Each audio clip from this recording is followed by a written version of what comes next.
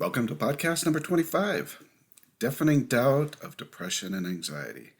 Now, I've covered this topic at least in my previous podcast a little bit, probably not in the depth that I would have liked to. And so I've chosen today to kind of take a look at the difficulty of doubt that is caused by depression and anxiety. Now, I have been asked, what is and what was the most difficult thing for you spiritually with your depressions and the anxiety? I admit that the emotional pain, lack of desire, limited access to the spirit are certainly near the top, but they weren't the most difficult issue that I faced during depressions and anxiety, at least spiritually. I would say that most individuals who suffer would likely say the same thing as I. The most difficult thing is the deafening, reoccurring doubt. I know that doesn't seem like a major issue compared to perhaps the deep emotional pain and darkness, but as a member of the church, the reoccurring doubt that accompanies every depression, coupled with the limited access to the Spirit, is a compounding problem of enormous ramifications. If I had to tell you what caused me more issues than anything else, it would be to say that every time I experienced a depressive episode, the self-doubt and spiritual doubts would all return with great force. The secondary problem associated with this doubt is the moment that the doubts returned with the depression, you also begin to have limited spiritual abilities to fight it. Now, most of us experience normal question doubts concerning doctrinal, perhaps policy issues within the gospel. Questions and the accompanying feeling of perhaps doubt, if faced appropriately, can be good opportunities to augment our testimonies of spiritual elements of the gospel. There is nothing inherently wrong with what I would term as question doubt, in the sense that it spurs appropriate questioning, searching, and then eventually answers. However, doubt turned into action without asking questions and honestly seeking answers can be damaging on a variety of levels, and not just in spiritual matters. It can cause one to take roads and paths that have no real direction or planning and are based solely on emotional preference. Basically, this turns doubt into truth without a method of resolving the doubt. Now, doubt or questioning the unknown in and of itself is really how we learn and is one of the principles of learning the gospel. This questioning leads to a greater understanding and testimony if it's approached in an appropriate and structured manner. It is important that we don't place unnecessary restrictions on the questions we have or the answers. Now, I know that doesn't seem structured to avoid restrictions, but restrictions on the questions and answers are problematic when it comes to honest answers. Often we use our doubt to begin to place serious restrictions on what we will believe and how the answer to our question should come. And, for instance, requiring a physical manifestation of a spiritual truth, often known as seeking a sign. We shouldn't place restrictions on the question or the answer. If we truly seek an honest answer from the Lord, He's going to provide it. We simply need to make sure that we are asking the correct question of the Lord. Trying to hide our intent will not produce accurate results. Our desires must be sincere and the question open to the Lord, providing actually for more questions. Now, with further questions helping us to refine what we are looking to answer. If our question is regarding a doctrinal principle, it is important to fully understand the principle before the questioning of the Lord begins, or opening with that question. Often during our examination of the principle or learning about the principle, the answers to the question come to us through scriptures, prophetic talks, and even other sources. I've even found that the answers come in more than one way. Structure of the question doubt and the methods we use to obtain answers are actually as important as the questioning and the doubt. This type of what you might call a missing knowledge truth question is probably described as doubt more often than not when individuals are searching for spiritual truths. Now, my purpose for describing this type of questioning is to distinguish it from what occurs in depression, and when we talk about doubt and depression. While feelings might be similar in some ways, depression doubt does not necessarily appear due to a question or any other concern, well, except for maybe the chemistry of the body. The depression type of doubt is much more severe and widespread. in its ability to cause one to question the realities and the faith of the gospel. It doesn't simply attack at the fringes where you might have had lingering questions or don't understand some particular doctrine. The depression doubt strikes at the core of the testimony. It is an overwhelming feeling of distrust, disagreement, disconcerting feeling that something is not right. I have often explained it to myself and to others as an argument that occurs internally between what you are feeling and what you know. The feeling of dread and doubt overwhelms the spiritual and physical systems. You doubt yourself, your worthiness, your abilities, the truth, what you believe, what you desire, even who you are as a person. This doubt goes deep, and you begin to doubt everything about what you know to be true, and that includes yourself. Two of the worst doubts are worthlessness, your ability to live the truth, and what you believe to be true. Now, this doubt creates such distress in your thought patterns that you begin to believe that you're being punished for unworthiness, meaning that sometime, somewhere, you have committed an error grievous enough to fit the punishment you are feeling, and it feels very serious. If you can't find something in your current background that would count as sufficient, then the mind begins to drudge up every error, sin, mistake, weakness, ill-conceived thought that you've ever had, and to tell you that if it isn't at least one of those issues, it might be a combination of them all. Now, when this occurred with me, my reaction was to simply dismiss it, as it didn't make sense initially. But the longer the feeling stays, the more convinced you are of your unworthiness. As anyone can imagine, if you reapplied every mistake you had made in your life to a level of unworthiness, you wouldn't feel much like attending church or any meeting for that matter. It doesn't matter what you are thinking isn't true because you feel the unworthiness at such a level as to make it true. Feelings are reality to almost everyone, and that is especially true to those suffering. Now, to add to this level of unworthiness, doubt, and the difficulties associated with it, depression robs you of any desire to go and do. In a church that has a consistent message of go and do more, be more, serve more, this adds to an ever-increasing burden and feeling of failure. Now, when I was undiagnosed, this part of my depression was bewildering and downright defeating to me as I was trying to do my best. My best, in my mind, wasn't simply good enough. It was so poor that it qualified as of no value, and even maybe sin. I never felt any of my efforts during depression were of any value or good enough for the Lord. Now, was that true? Of course it wasn't true. I was doing just fine, but when your feelings are so pronounced and so poignant and deep, there is no way to convince the soul otherwise. I know many individuals who have simply left the confines of church activity because of this issue. They can't face another lesson or sermon from the pulpit about spiritual experiences, effort that brings joy, or repentance. Now, I'm not saying these lessons or sermons are bad in any sense of the word. They are exactly what should be said.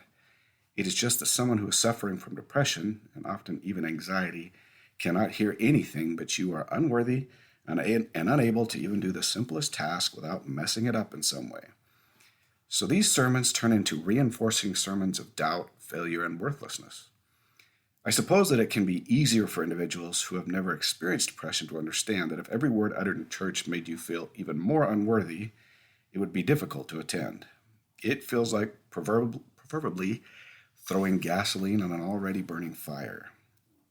The worst thing that comes of it all is that you really do not have the desire, emotional stability, or stamina to do anything about it.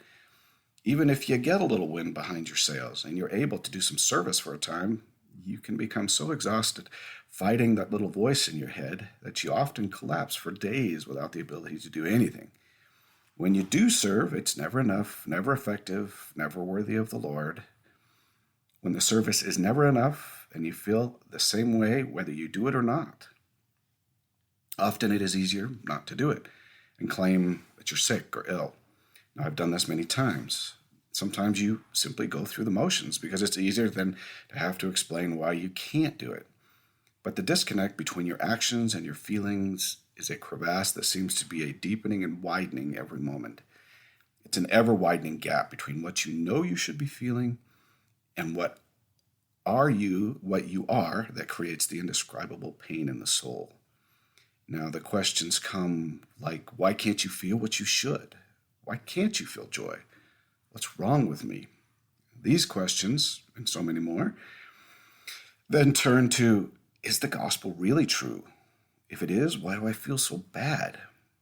If I feel doubt and suffering when I do what I should, then why should I do it? If it doesn't help, then it certainly can't be true. Now, the point of these questions eventually lead to the statements of you must be worthless. You can't do anything right. Why are you trying? And what value is there in life? And again, on it goes.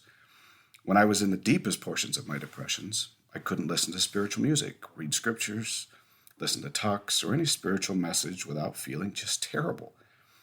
When things that once made you joyful and happy become that which causes you deep pain, it is truly a terrible day. So the doubt would build and my feelings deepen. I would remove myself from church activities as much as possible, noting that I wasn't feeling well. I would avoid spiritual things at times to avoid the disconnecting doubt and pain. Most of all, I couldn't feel my testimony, that spiritual light that drives us all to do more, to be more, and to serve more. Now, the church and its principles became for a time more pain and joy, and more distress than happiness. I wanted to believe somewhere, as I had before, but I simply couldn't access those feelings and memories as I needed them. It felt as though Lucifer had greater access to tell me how worthless I was at a whole new level, without really the ability of the Spirit of the Lord to fight back. Doubt often turned to reality for a time while I suffered. Now, I would come out of depressions, but after that I was empty. I would have to start my testimony all over again, and it would always start slowly at first, because the depressions made it difficult to hear the messages and made it difficult to trust the feelings. So slowly my desire and testimony would return to a more normal state, and I would begin to feel again. But it always took time, and as the illness progressed, it would take more and more time for me to recover.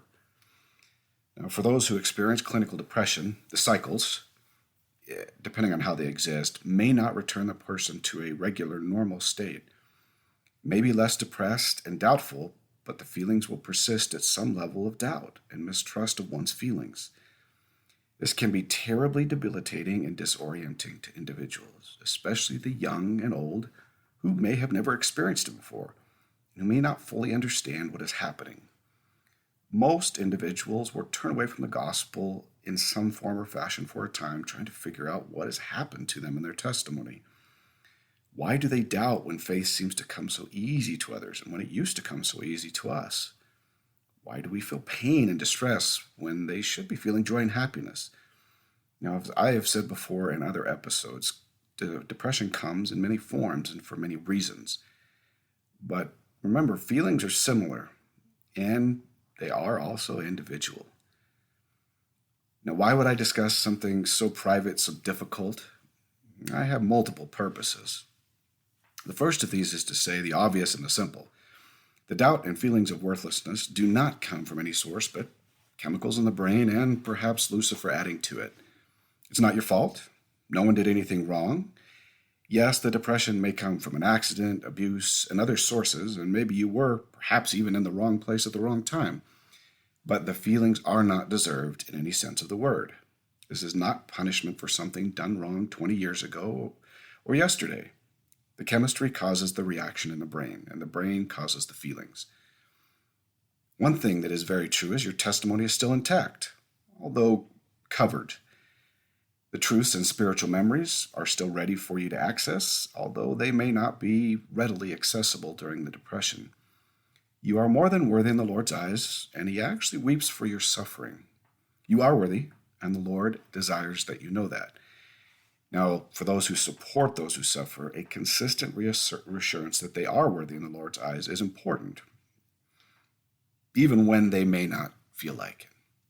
Of course, the question comes, and always has, is why doesn't He just remove it? Why do you have to experience it? Why does my wife, my child have to suffer like this? Why do I have to suffer like this? I don't have all the answers to those questions. I have addressed some answers in my past podcasts. This life is certainly about learning and experience, and depression depression is one of those unique experiences that can bring a great understanding of the atonement if allowed. We learn to be happy, have joy, compassion, empathy by the things that we suffer, just as the Savior learned them by the things that he suffered. This doesn't lessen the suffering and pain and distress for both the one afflicted in the illness and the one who has to watch and support, but it does give some understanding. So what do you do when the doubt strikes? It is going to strike slowly, so you may not even notice it at first, but eventually you will see and feel it in great depth, depending on the development of your illness and your progress in treatment. I always reached out to the Lord in prayer and with a priesthood blessing. Yes, this will help for a short period of time, but blessings aren't one and done. You can ask for another one to help with the symptoms. I have asked for many, and I've always received the help I desired and needed. I don't think that we probably use this avenue sufficiently in our lives. Now, I know that this requires faith and effort and desire, but remember, the Lord understands. Even if you are willing to believe, he can do the rest. When I have known individuals who suffer, I will offer to give them blessings when I see them struggling. Even when they're hesitant, I will often encourage it. Now, most of these individuals have been family members, brothers or sisters with whom I have had personal and ecclesiastical relationships.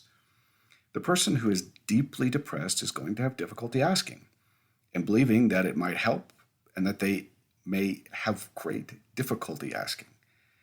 Faith, desire, and belief are not going to be present, but that is not because of sin or other issues in their lives. The Lord knows them and their testimonies. He understands the illness. He knows their faith without the illness and can reward them as such. They may accept somewhat hesitantly, but it has always turned out very well when I have asked and encouraged. Now, certainly there's always a point at which you should allow for agency and respect the individual's desire. But remember that depression alters reality, so a little encouragement is often needed. Now, the temporary relief will come. I have never known it not to. It may come by degrees. However, what I have found is that most often the blessing will lift the symptoms for a period of time to provide for relief. This is a good time to make sure you're doing the things you need to help ease the symptoms in other ways. Make sure that you're doing what you should, spiritually and temporally, and also that you aren't running faster than you should. There will be a tendency to make up for lost time with chores, family, friends, exercise, and so forth. Making up time often causes exhaustion, and the symptoms will return far more quickly. You must be wise about how and what you do to make sure that you manage the episode effectively. Now, be wise to know what to do when depression and doubt seeps into the soul. I realize that plans don't always work, but it's certainly better to have one. Individuals who have had issues with suicide, cutting or marking, drugs, alcohol, sexual relationships, and so forth will have a tendency to resort to those same poor remedies when the depression arrives, especially without a plan. If they have ever used it once, then it is always easier the second, third, and fourth times.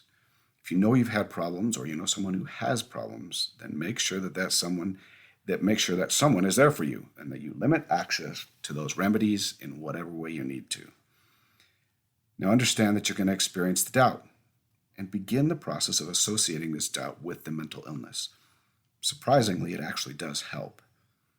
Know what you can do and can't do when the deafening doubt occurs, and be good with it, and the Lord will help you decide that.